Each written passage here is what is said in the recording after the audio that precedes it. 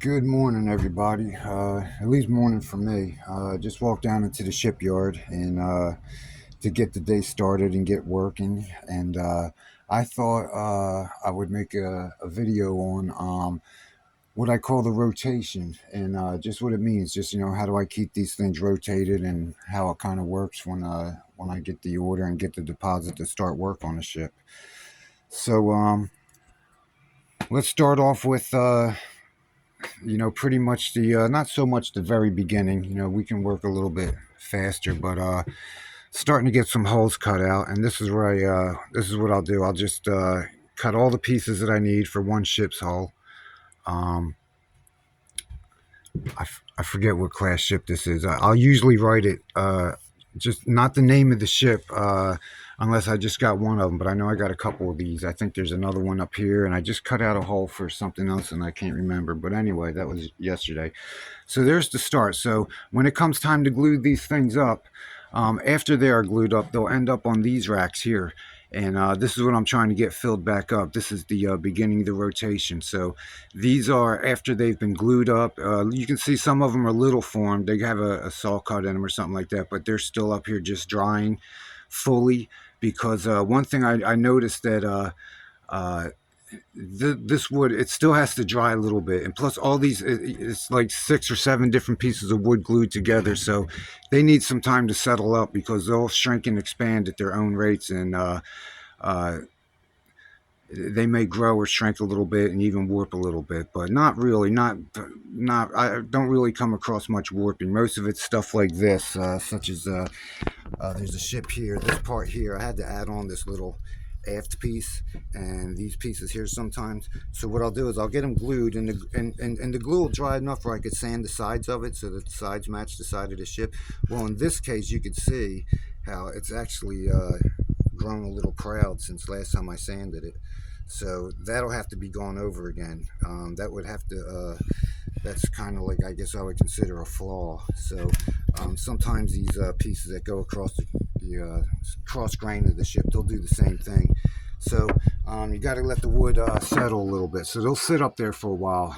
They could sit up there for a year or so, not because they need a year, but that's just how it is sometimes. So let's say I get one, I get ready to go, and this would probably be like the next stage of it, where it's a hull after forming and sanding. It's gonna be in a form like this, and they'll sit up here for a little while, and then I can get started on the superstructure.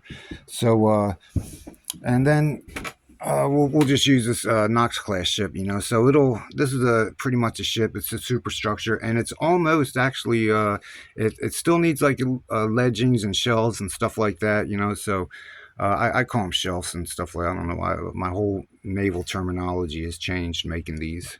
So and they'll stay like that for a while, and then once I get pretty much like 90% of it built, 85-90% of it, by that time it's ready for to go into finishing, where I can start actually painting and making more parts of the ship.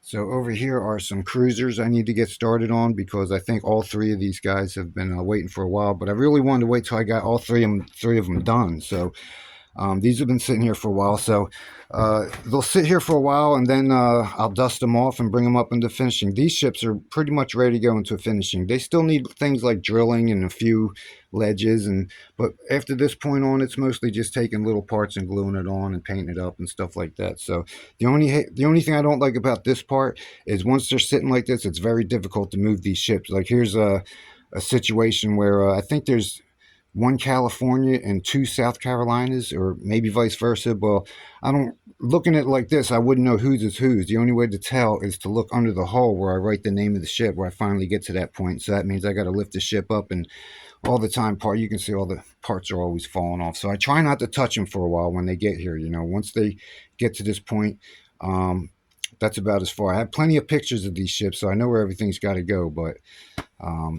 I don't like to try to move them too much when they're at that point. So, that's kind of like it. I guess that's like the rotation.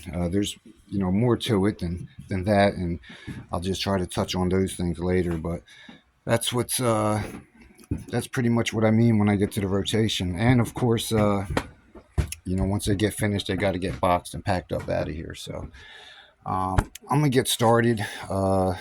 Still trying to get the superstructures for these things, but like I said, I had to go back and do some hull work on them that I forgot about. So that's it for right now, folks. I think I'm going to go ahead and get another cup of coffee and start getting to work. So um, hope that was kind of interesting for anybody that